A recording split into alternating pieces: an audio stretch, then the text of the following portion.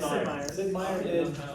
That game? Yeah. Really? Yep. I learned most of them recently by playing a game called Merchants and Marauders, where it's like an 18th century, 17th century like card game where you're playing on like a map. It's pretty fun.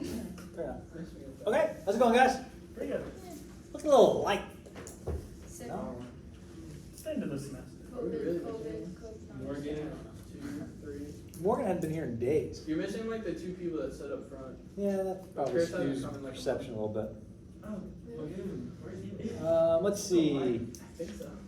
I'm gonna finish this today, hopefully, and I'm gonna have somebody else come in here and teach you on Tuesday for a lab.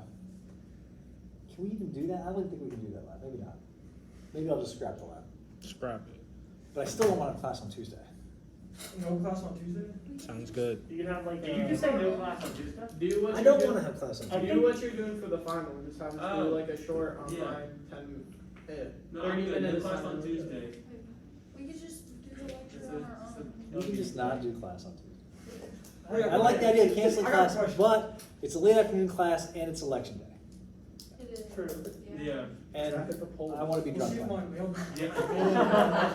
Like the Super Bowl for me. I'm gonna sit down. I'm gonna watch the news go nuts. Smoke a cigar. Absolutely. Drink some bourbon. I'm gonna by 3:30 next Tuesday. I'm going to be ripped. I think I have a lab Tuesday. Tuesday's gonna be a good day. It's gonna be great. Yeah. Daniel's Daniel's been so abused this semester. He doesn't even care anymore. He's like, Have ah, a tape. screw this. We can restart. Yep.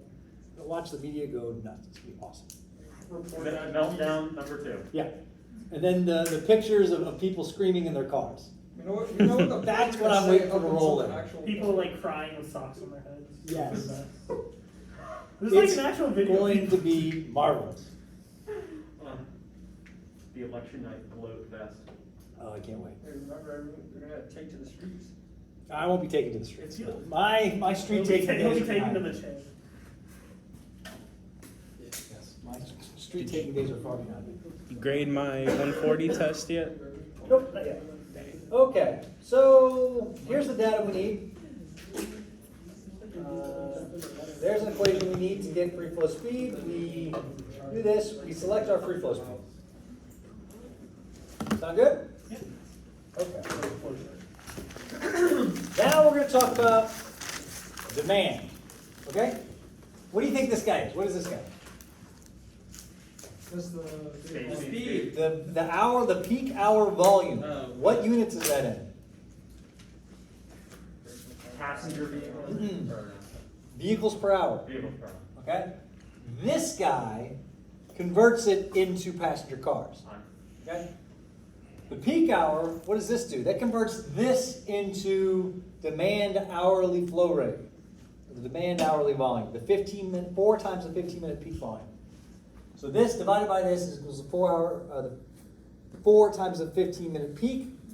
This converts vehicles per hour into passenger cars. This converts like tourists into commuters. And this is the number of lanes. So it gives you vehicles per hour per lane. Okay? Does that sound pretty good? All right. All of those things. Okay. The heavy vehicle factor equals 1 over 1 plus the proportion of trucks times, what is it? The equivalency of trucks minus 1 plus the proportion of RVs plus the equivalency of RVs minus 1. Are the equivalent leaves like a set number? There. Okay. Okay? Passenger car equivalents for future stuff. All right. So, this being the 30,000 foot view, these are general terrains. Level terrain, rolling terrain, or a mountainous terrain. Generally, level terrain is considered plus or minus 3%. That is to say, that grades that are plus or minus 3% don't really impede performance. They don't really impact the trucks. So if your grade's plus or minus 3%, you can assume it to be level. Right? These are short-term grades that are higher or more severe than 3%. So these are small sections, generally a quarter of a mile or less, where the grade can exceed 3%. And these are short sections where the grade exceeds like 5% or something crazy. But they're not too extreme and they're not very long in duration. Okay? So if you have low rolling terrain, your equivalency for trucks, you'd come here, or if you have rolling terrain, your equivalency of trucks would be here. This ET would be 2.5, and the equivalency for RVs would be 2. Your proportion is represented as a proportion, not a percent. So if you have 5% trucks, 0.05 would go here. Okay? We also have specific grades. Does it bring us specific grades? Yeah. 2 and 3% grades are longer than 0.3 miles, or grades less than 3% persistent for longer than 0.5 miles. Okay? These are equivalency proportions for trucks and buses when you have specific grades. Grades that are given as a specific percentage, okay, for a given duration or for a given length of roadway. So when a truck is approaching a 4% grade, truck is approaching a 4% grade. If that 4% grade is very small, like not very long, so 4% for 0 to a quarter of a mile, and the proportion of trucks, it's 1.5, which is the same as it was for level. See what I'm saying? You go. So level terrain 1.5. Level terrain is pretty much anything below 3%. See how these are majority 1.5s? That means it's mostly level because it's between 2 and 3%. Right? Here is 3 to 4% for a short span of roadway. It's pretty much the level equivalency, yeah? Right? So if you have this grade that goes on for a longer period of time, distance, right? If you have this grade that's a long distance, that impacts how the truck operates. If it's over a short distance, the truck's momentum can kind of carry it up and down these small grades without impeding it too much. But when we start talking longer distance, half mile, quarter of a mile, over a mile, right? Then we're talking about the truck changing the way the truck driver is driving, right? You have things like crawl speeds and things like that you have to worry about. So when you start to get into the more extreme, and for longer than a mile, then you have truck equivalency factors of 7 and 5. Right? Before it was like 1.5 and 2.5. Does that make sense? So all of that is to say that it's not just the severity of the grade that's going to impact your trucks and buses. It is also the length of that grade, the length at which they have to travel over that. So we have 3 general terrains, level, rolling, or mountainous, and then we have grade-specific equivalency factors, okay? So also, the proportion of trucks on the road, 2, 4, 5, 6, 8, 10, 15, 20, 25, right? That's how many trucks are on the road. So the more trucks you have on the road together, the more that's going to influence traffic. Let's see if I can find a good one. Yeah. Here, we have 6% of trucks on the road at a 4 to 5% grade for 1/2 to 3/4 of a mile. Yeah? Well, when we add more trucks, the equivalency factor goes down. Why would that be? We have more trucks on the road. Wouldn't you think that their impact is higher? No, because there's less cars then. There's less cars, but the trucks will line up behind each other. When you have a higher percentage of trucks, the trucks will line up behind each other and travel together, so collectively their impact is less. How do So they do that? that's just what they do. Sometimes they go right next to each other. They Not generally let do. anybody pass. If someone's being a dick. You know it's true. Yeah. Truck driver's like, oh, screw this guy. Or he'll radio the guy ahead. Oh, yeah, the old CV. Yeah. So that is to say that if you had a 4.5% grade for 3/4 of a mile, and your truck percentage was 8%, I say 4.5 for 3/4 of a mile, so somewhere between these two, 8% will be one of these two values. All right, and you would take 2.5. So less than, greater than, take 2.5. And that would go here. So your proportion of trucks is actually your proportion of trucks plus your proportion of buses combined. Add trucks and buses together. They used to be separate. Now we add them together.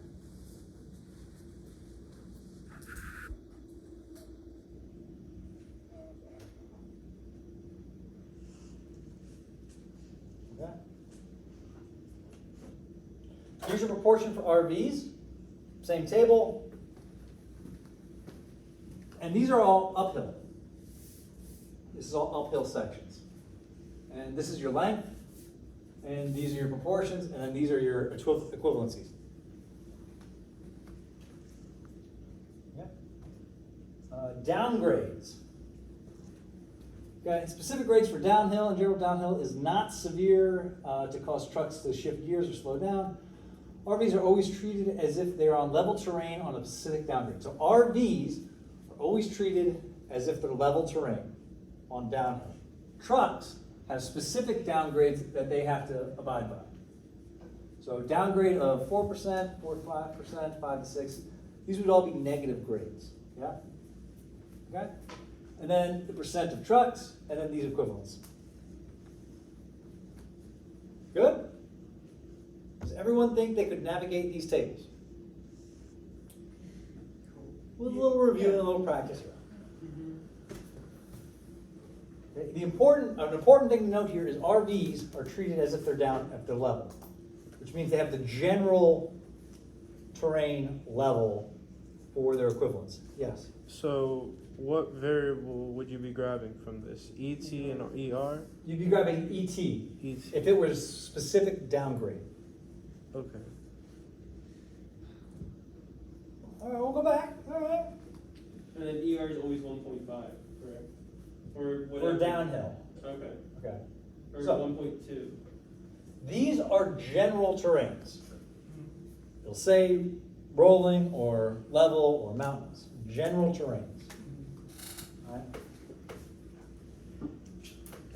These are specific uphill grades for trucks and buses. We're talking about this guy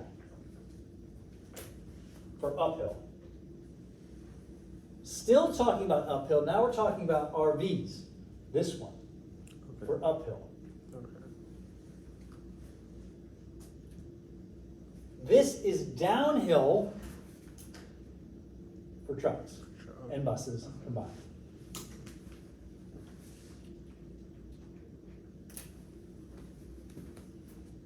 This is downhill for RVs. Okay. Same as level terrain. Right? We can have a general case where we have a general terrain. We can have a specific uphill, a specific downhill. That's it.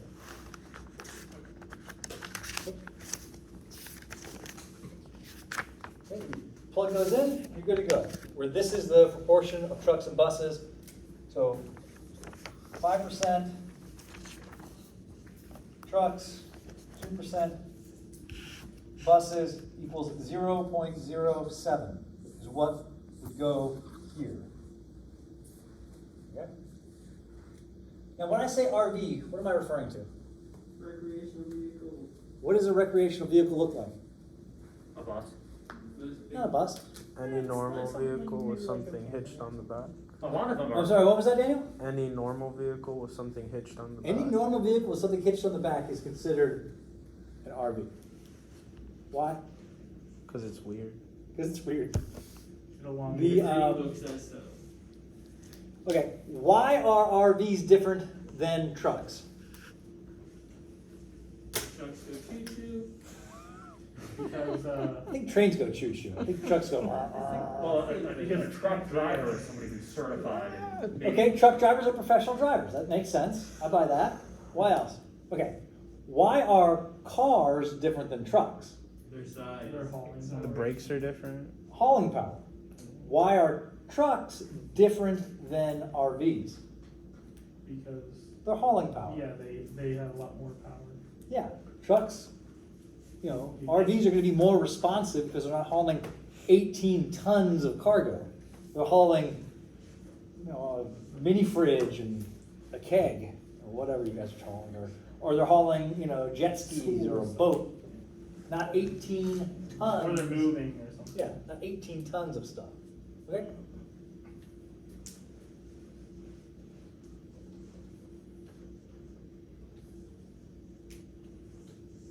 Check the level of service, no.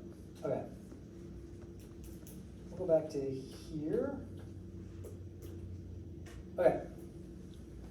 So, capital V is the vehicles per hour, peak hour factor, converts that into design hourly volume. Number of lanes gives us design hourly vehicles per hour. Highway the heavy vehicle factor gives us passenger cars per hour and gives us the number of lanes, so vehicles per hour per lane, passenger cars per hour per lane. And FP is generally 1. I mean, it doesn't really, for most areas, the population factor is 1. No. One should be used unless justified.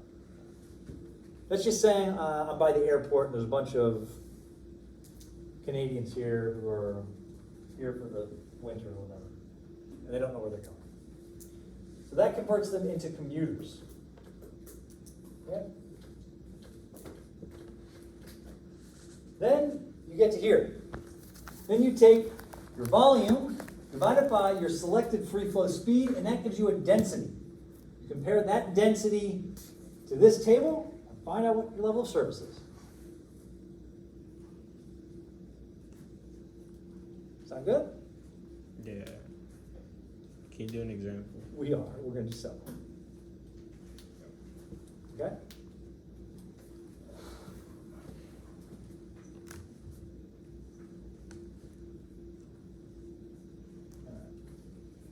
So, all of that is level of service. If I asked you to go out to I-95, find a basic freeway segment, and do a level of service analysis, that's the exact process you would use. However, we also use this process for other things like planning and operations and all kinds of fun stuff. So, operational analysis is the current conditions are known and the LOS service, the LOS is determined.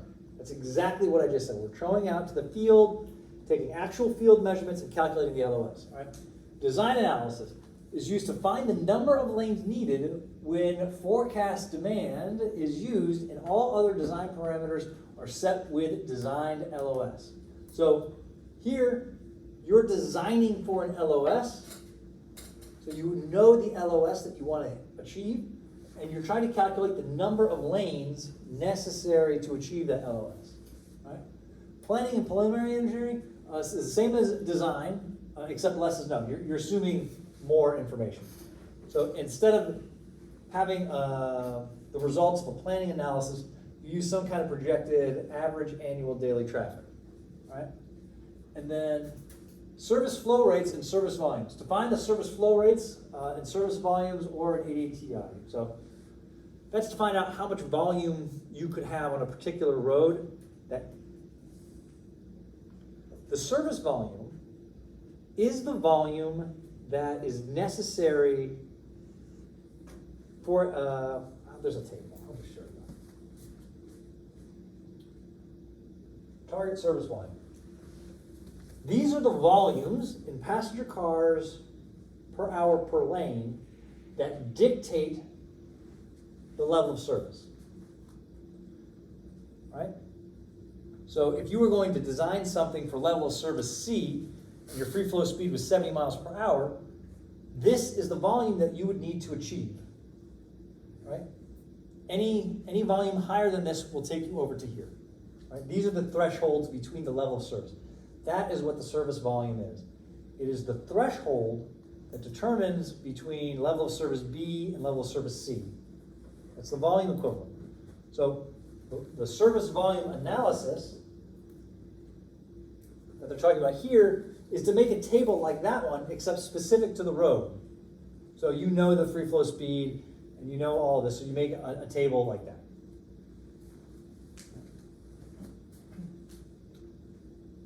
Right? So here are some default values that are kind of used. Generally, we assume the number of lanes is like 12 feet. Right side clearance is 10. Ramp density, blah, blah, blah, no default. All right. Urban free flow speed is like 70. Rural free flow speed is a little faster, 75. Likely analysis, 15 minutes. Peak hour factor is 0.94. Portion heavy vehicles, urban, 5. Rural, 12. Driver population factor, 1. These are just like basic assumptions that you could use. Like, I would say that if you get on the test and you can't figure something out, assume one of these values.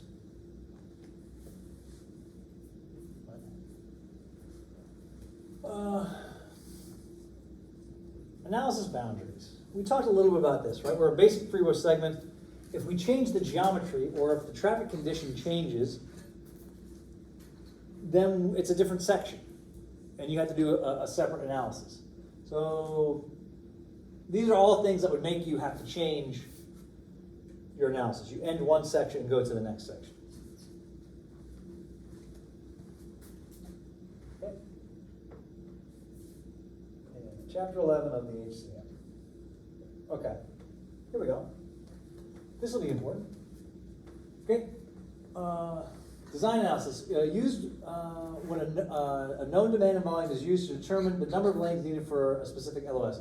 Demand analysis requires 2 changes from the operational analysis because the number of lanes needs to be determined. The demand volume is converted into demand flow rate, passenger cars per hour, not passenger cars per hour per lane, and the max service flow rate for the LOS needed needs to be determined.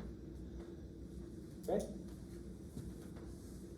All we did was we moved N from down here up here, and we moved the little VP down here, and we called it the maximum service flow rate for LOSI. And that comes from this table.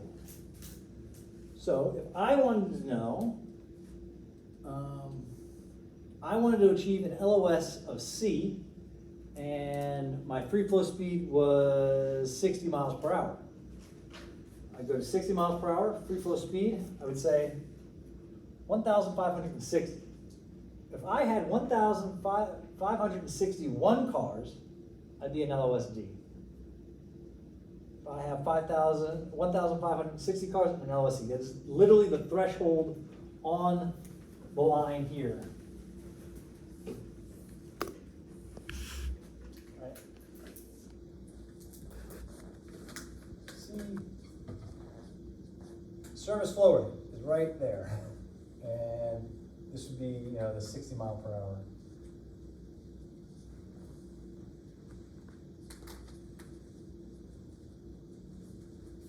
Make sense? It's right there. So if I had 819 cars, I'm still in LO service S. If I had 821 cars, I'd be in B. Okay? And there's your question. However, the free flow speed is kind of dependent upon the design. So the free flow speed equation is kind of based on the number of lanes. So generally, if we're designing, we're kind of assuming a free flow speed. Okay. Planning and preliminary.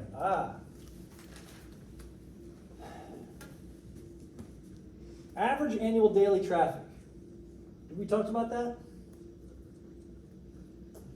Okay, that is like a common unit of measurement in transportation, ADT. You take all of the volume for 365 days, you add it all up, and you divide it by 365. Average annual daily traffic. So it's all of the traffic for a year, all added together, the annual part, for 365 days divided by 365 is the average part. Average annual daily traffic. So this assumes both directions combined. Okay? So average annual daily traffic is both directions, all added up, divided by 360 for a road. Okay? The K value, the K value converts AADT into the peak hour. Right? So that is the proportion of AADT that is observed during the peak hour. Okay? D is the direction. 60%, 50%, 40%. Right? So, based off of roads, what a road's used for is kind of determines what its K value is. If I have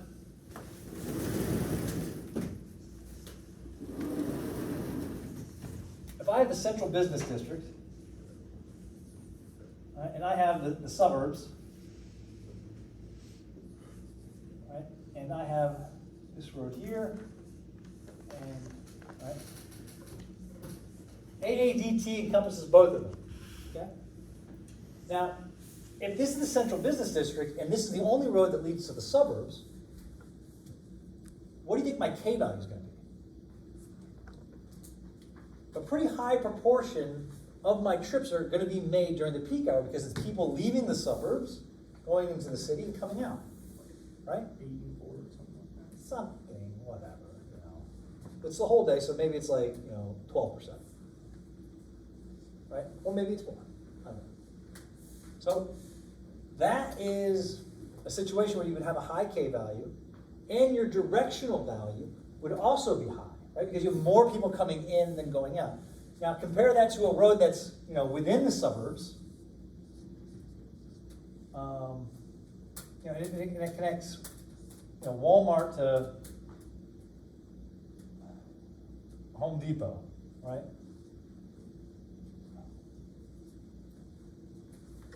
And this is the road that comes out and that goes off to the central business, right? There's going to be less variability here, right? Fewer of these trips are made during the peak hour, right? So the K factor would be lower, right? Also, whether you go to Walmart first or Home Depot first, it's kind of a wash, right? So the D value is going to be more like 50-50, right? Based off what the road's used for. This is like an urban street, and this is like a primary arterial, right? Then you can think about, rural two-lane highways, right? What's that K value look like? Well, not a whole lot of those trips happen during the peak hour, so that K value is real low. And directionally, maybe 50-50, something like that. But this is how you convert AADT to an hourly volume. Right, by direction. So you can do a highway capacity analysis. And I don't know, do I have the table here? Maybe I have a table that shows K values and stuff. No. I know. It's a highway capacity manual if you ever get so interested. But AADT is something that you will see in traffic analyses all the time, all over the place, because they're regularly collected and they're reported and used to provide an idea of how important roads are. Roads with high AADT are very important, right? And cities, counties, and states, they want to know how important the roads are so they know how to prioritize funding. Do I widen this road with this AADT or do I widen this road with this AADT? Well, I'm using taxpayer dollars And more people are going to see this improvement because more people are driving on this road.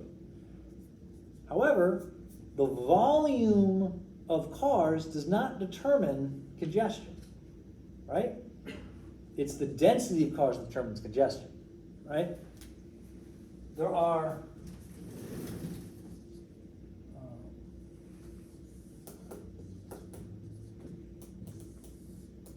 right? For a given volume, there are two densities that could possibly be.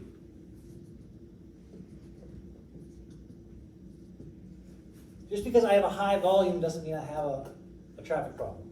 So it's misleading in that sense, and politicians tend not to see that part. They say, oh, it has a higher AADT, we should be spending our money there. No, because you have 17 lanes of traffic there, and you don't have a traffic problem. However, this road that has a lower AADT has more congestion because it has fewer lanes of traffic or other traffic problems that need to be addressed. So that's kind of where this comes in. Okay. So we said that we said that the planning analysis is very similar to the design analysis, right? Trying to figure out how many lanes we need. So you would still be using this equation to figure out how many lanes, and you'd still be using these design service volumes, but the V would be less known. This volume would come from like a planning study. If you were doing a design analysis, you would have a big planning study, and you would go through and you'd say, okay, I know where the population is, I know how the population is growing. We're going to do planning hopefully in the next 2 weeks. And that would tell us what volume we're trying to get. The whole purpose of the planning for automobile traffic is to figure out this number so that you can design appropriately. Preliminary planning, we just pick an AADT, we're calculating this volume. This value goes into that other equation to calculate the number of lanes. Only difference. Okay? Service flow rates. Max service flow rate is the max 15-minute flow rate for each LO of service. We get it. We already talked about this. Okay. Example. Reading aside. No reading aside for this for different ones. Okay. Given demand, level terrain, traffic composition, 50% trucks, 3% RVs. Provisions for a 12-foot lane, provide 6-foot right side lateral clearance, commuter traffic, peak hour factor, ramp density, target level of service D, number of lanes. That's the question. Question is number of lanes.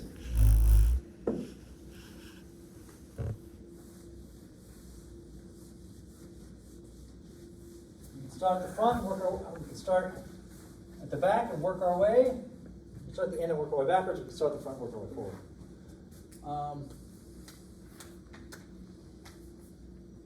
Gives us a V. So all we have to do is calculate our speed. Okay. Let's start at the end and work our way backwards. How about that? Can we do that? Oh yeah, we can totally do that. We have to. Let's start. All right, fine. We'll follow the flow chart so no one gets mixed up. I guess I should write down this stuff. Yeah. So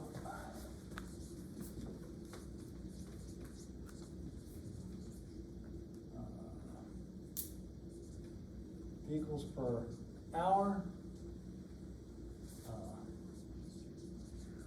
level, composition, P truck equals 15%. PRV equals 3%. I want to say there's a provision in there. No, we'll come back to it. 12-foot lanes. The width of the lane equals 12 feet.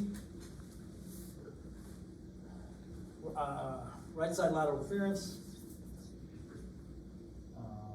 equals 6 feet. The driver population factor equals 1. Peak hour factor 0.85. We have 3 ramps per mile. LOS is D. Okay? Now I want to say there's a provision in here about this, but I skipped over it.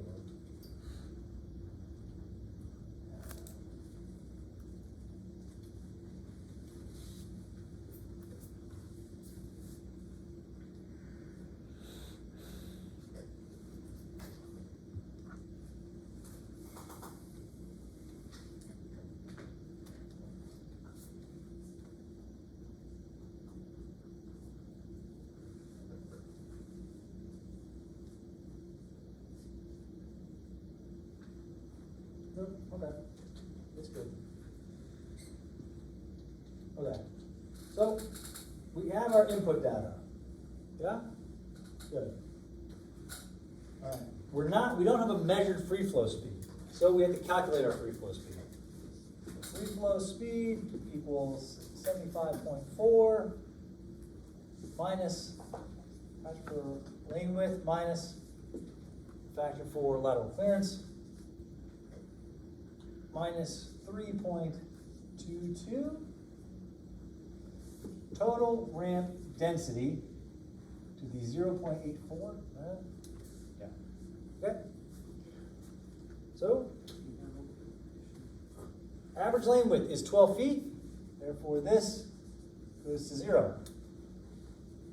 Lanes in one direction. We don't know the lanes in one direction, but our right side lateral clearance is 6 feet. So this goes to 0. Right? I have 3 ramps per mile, right? Is that what it said? Well, I wrote it down as 3 ramps per mile, but it doesn't matter. I was listening to what I had to say. Where's 3 ramps per mile? 3 ramps per mile.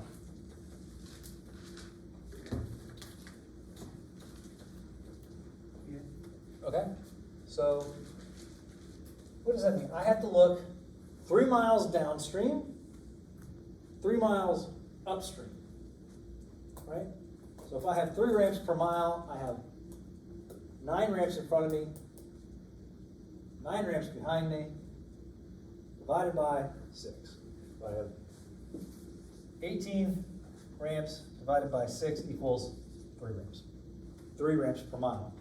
This is given in ramps per mile, right? But I'm just telling you, we have our section here. We look for ramps 3 miles this way and ramps 3 miles that way. And this is the midpoint. Right? And a ramp are on ramps and off ramps.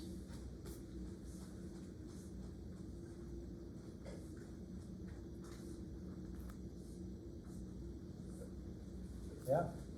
So I have 3 ramps. So I have 9 ramps in front of me for the next 3 miles, 9 ramps behind me, 18 ramps total, divided by 6, 3 ramps per mile. This goes to 3. Okay? What's that equal?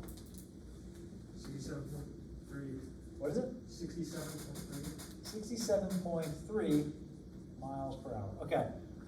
What does that round to? 7. 67. Nearest. It goes to nearest. So it would go to 7, right? No, we go to 65. Oh, yeah. We go to 65.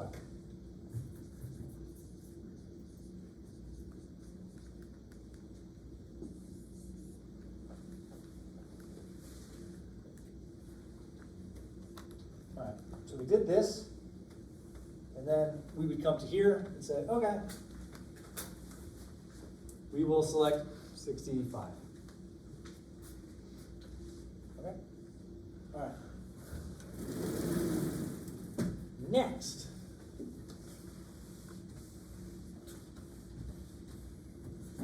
we select 65? We rounded. Oh, I know, did we skip over step 3 though?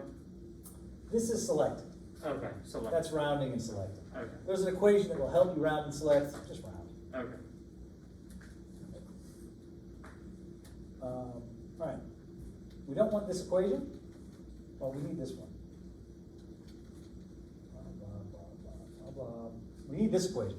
This is what we're trying to get to. The number of lanes equals the max service flow rate for D times the peak hour factor times the heavy vehicle factor times the population factor divided by B.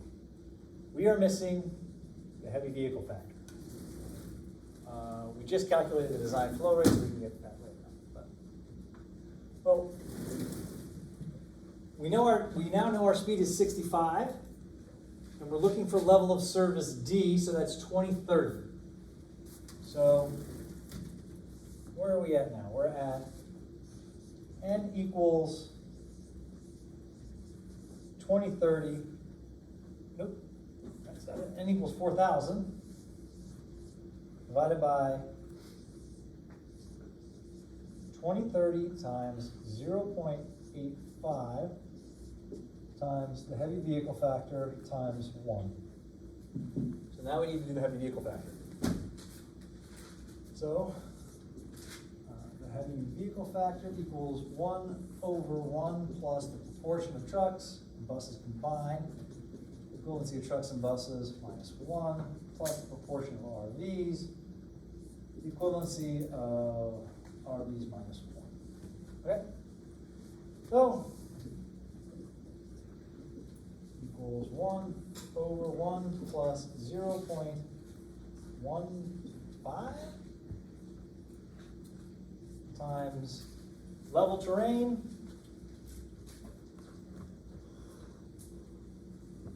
(1.5) minus 1 times 0 times plus 0.03 1.2 or something. I want to say that I read in the highway capacity manual that if the proportion of trucks to RVs is 5 or greater, you just combine them. I can't really remember that. I remember reading that somewhere, but we're not going to worry about it. It's going to come out basically the same thing anyway. But you may combine them, but you don't have to combine them. Which, if you were doing a specific rate, might actually save you some time and effort. But what do we get? 0.925? Okay, then this goes to 0.925. And we get a number of lanes.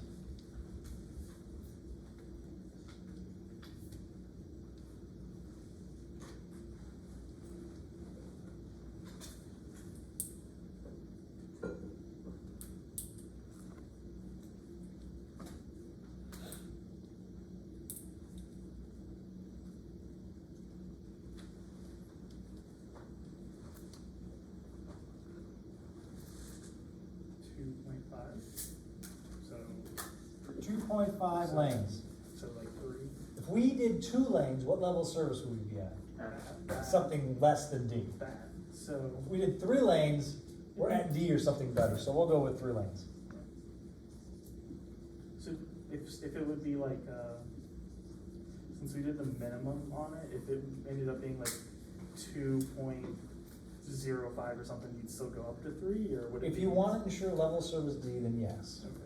In reality, we might try to play around with things to save you all that. Good? What? What? This is horrible. Why is this horrible? This is Math. just design. It's easy. You charts, love charts. They save your life on everything. you ever take thermo? That's all it is. Yeah, it's the worst chart. It's the worst chart you'll ever read, but, you know, Besides the Smith chart. I don't think I've ever been blessed. by Okay. it. So this is like a traffic impact study. Yes. Why would you design a road to be level service? Good question. We say level of service A like it's this great thing, right? Theoretically. Right? You're like, oh, that's It great. would cost a lot more. It probably. costs a lot. Yeah. Like you would have to, like if you were to design this for level of service, Like, if this is like in the middle of nowhere, maybe. so if you were to design this for level of service A at 65 miles per hour, 710. Let's put 710 down here. How many lanes do I need now? A lot. A lot. Yeah. Does just increasing the speed help as well? Increasing the speed increases the capacity. You're gonna need 8 lanes. You would need 8 lanes. That's why we designed for level of service D. Something that's reasonable, but not a huge waste. You're gonna add 5 lanes of traffic to get to the level of service A. When D is not beyond capacity, D you're just getting like close to capacity. And we're only designing for Peak hour. the peak 15 minutes, right? We're not designing for peak hour. We're designing for the design hourly volume, which is 4 times the peak 15-minute period within the peak hour. So this road that's going to be in service 24 hours a day, 365 days a year, is only designed for 15 minutes of your Monday, your highest hour, which is typically seen in one day. You know, it's typically seen 5 out of 7 days a week. So level of service D is appropriate. Is there like a study saying which day of the week normally has the highest? Is it like a Monday? Friday. Ooh, no, Friday always has more. So if you were to look at days of the week, Is everybody's just go going out Monday, places Friday? Tuesday, Wednesday, Thursday, Friday, Saturday, Sunday, you would have something that looked like this. I would say here.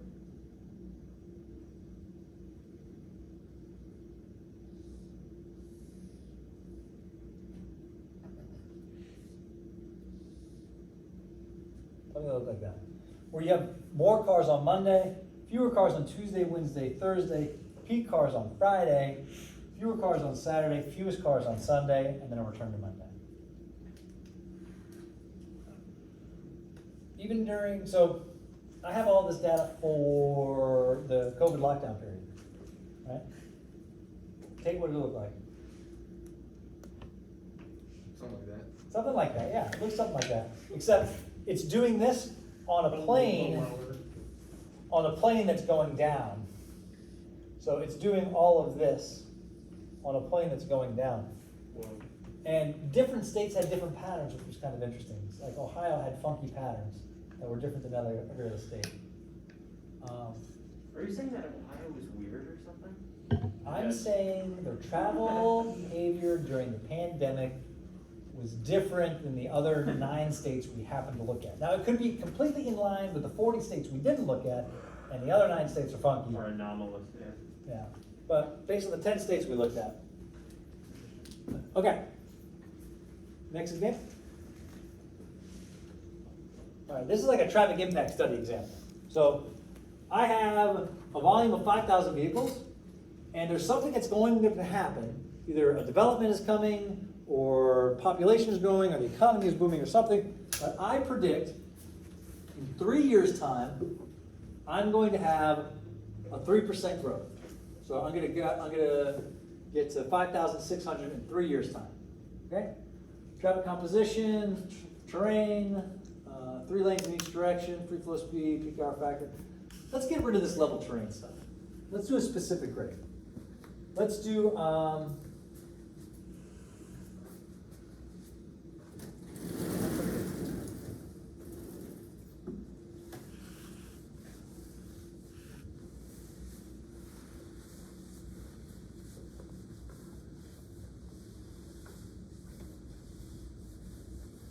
get rid of this level terrain stuff. Let's go. All right. Volume is 5,000, and then volume 2 is 5,600. Traffic composition, proportion of trucks equals 10%. RVs, proportion RVs equals 0. Level terrain. Let's go plus 5.5% for 1 mile. Now let's go 0.9 miles. Okay. Number of lanes equals 3. Each direction. Free flow speed.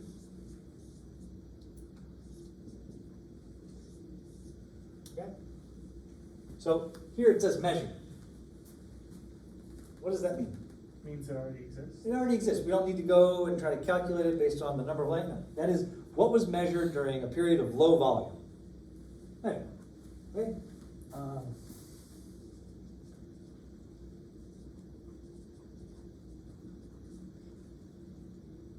Peak hour factor, 0.95. And commuter traffic is 1. And the growth after 3 years is 4%. Good. All right. So,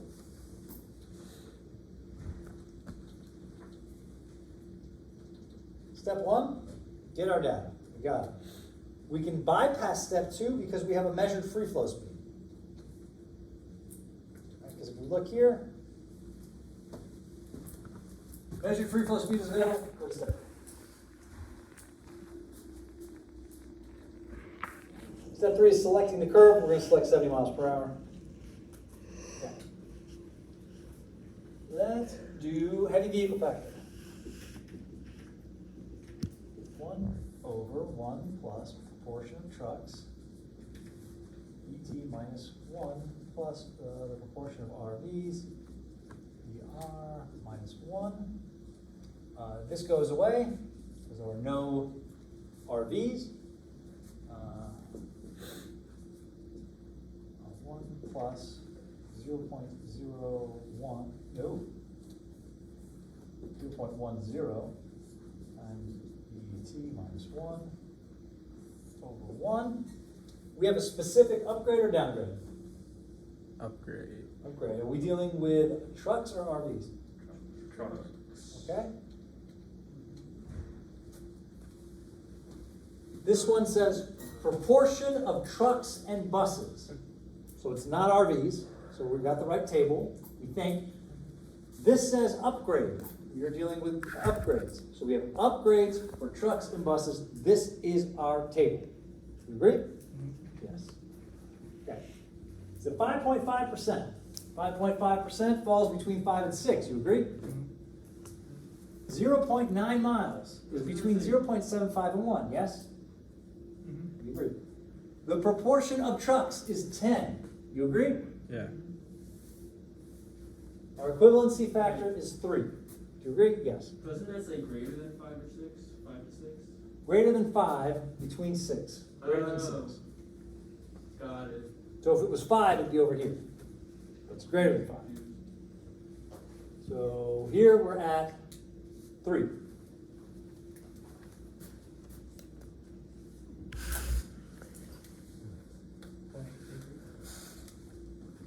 .833. Yeah.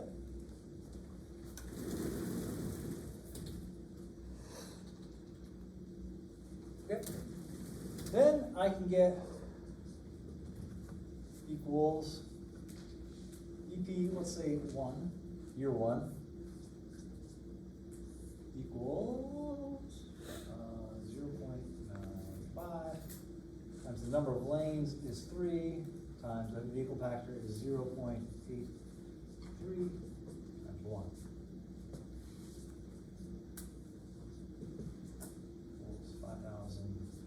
600, 0.95 times 3, 0.8.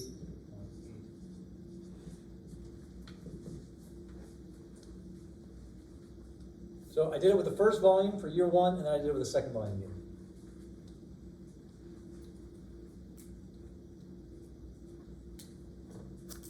Yes, Is that last variable F subscript P? yes. Okay. That is the factor for driver population. If it says that they're commuter drivers, F subscript P is always 1. So. It's converting into, it's the proportion of the drivers that are commuters. When I say commuters, I mean familiar with the area and or the area is not complicated. It's a rural 2-lane road, whatever. You're not looking for a bunch of signs or anything. You're not looking to get off for Disney World. So the first one was 2,106. 2,100. 2,106. And this one is 2,358. 2,358. Okay? So V for 1 equals VP1 divided by the speed, selected speed, equals 2106 divided by 70, equals a density, and then the density 2 equals VP2 divided by S equals 2358 divided by 70.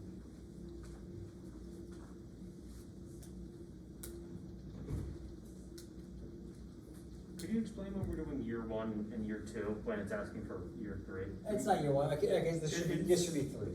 All right, this should be 3. I'm sorry, I was actually genuinely confused. Yeah. It's not year 1, year. I keep on saying year 1, year 2. I mean, volume 1 then volume 2, but it's actually year 1 and then year 3 or something. Yeah, that's my fault. That's 30, and then I have 33.6. This is 30.0 or something. Yeah. Okay. So both fall solidly within level of service D. So this, whatever is going to produce this traffic influx, isn't going to have a serious effect on the level of service.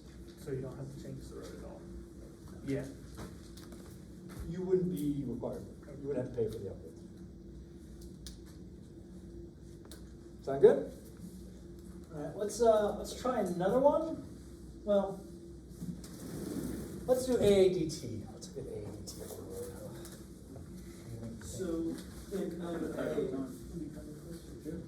what do those level of services look like in LA, where they already have 8 lanes? LA has way more than 8 lanes. I was on a section of LA that had like 16 lanes in each direction. What? Yeah. 16 lanes in each LA? direction? Yeah. That sounds insane. Yeah. But don't they still have to get bumper to bumper traffic on those roads? Yeah. Well, isn't there like 58,000 people? 16 lanes. In California? But then like LA, how many like people are in that area? Just like a bulk? Millions. Millions and millions and millions. And millions. I used to do this speech on traffic in LA, and it was like, look, you have sections of road that are 30 lanes. The answer to your problem is not 31 lanes. Right? It's another 31 lanes isn't going to help you. No, the answer is some kind of commuter rail. Better distribution of I thought cars. you don't like trains. Look, if you have, You did rant about them at the beginning of this semester. I did. That's to say, I don't like trains that aren't justified. If you have demand for 40,000 trips in a single hour, that's when it is cheaper and more efficient to put in rail than it is to put in more freeways. But people want to drive their car. People want to drive their cars, that is true. People don't want to have However, to be stuck on a rail. When I lived in Orange County, to drive into the city and to park would be like 2.5 hours at least, Sucks. right? I had a commuter rail that was outside my house. I could be in anywhere I want in the city within 45 minutes. Wow. 45. Well, because it tells you, oh, train's coming. Let me walk to the thing. Train's here. Get on. In the city. In. From the city, it drops you off at their subway station. From the subway station, you can get just about anywhere that's cool. Anywhere that you want to go for drinks or whatever. So that's what my wife and I. Oh, date night? All right, hop on the train. we're downtown, on the subway, we're at the fun spot. Dinner, drinks, whatever. After traffic calms down, after happy hour, we've had dinner, it's like 9 o'clock or 10 o'clock, Uber back. Because there's no commuter rail at night. It only goes during commuter hours. So, if you have enough demand, then it makes sense. But just to put up transit doesn't make any sense at all. Of my opinion. Looking at the goal of transportation being safe and efficient movement of people and goods. If the goal of transportation is something else, like equitable transportation, ensuring everybody has an opportunity, that's different. That's kind of what planners do. That's not really what I do. I like to design roads. But there is a place for that in transportation. It's just not my place. It could be yours though. If that's something that you like. Oh, now's your chance. So What, to be an engineer? AADT, we know what AADT is, we have a good understanding of this? Yeah? Okay. We know how to convert AADT into an hourly volume for these equations. So you could say like the design hourly volume would be equal to the AADT times K times the direction of interest. Wouldn't most of those numbers just be given, we wouldn't have to. Yeah. If you were doing this like for a planning study or something, there's a list in the highway capacity manual that would show you K values and D values for types of roads. You know, multi-lane highways, urban freeways, rural freeways, urban freeways along a corridor, things like that. There's a whole big list of tables. That if you were designing something or if you got some project at work, you can go find them. That's not something that needs to be covered in an introduction class. What else? Really don't want to cancel class. All right. No class Tuesday. We will cancel class next Tuesday. All right. I will post a homework. Homework will be due Thursday. Okay? No class Tuesday. Because I want to go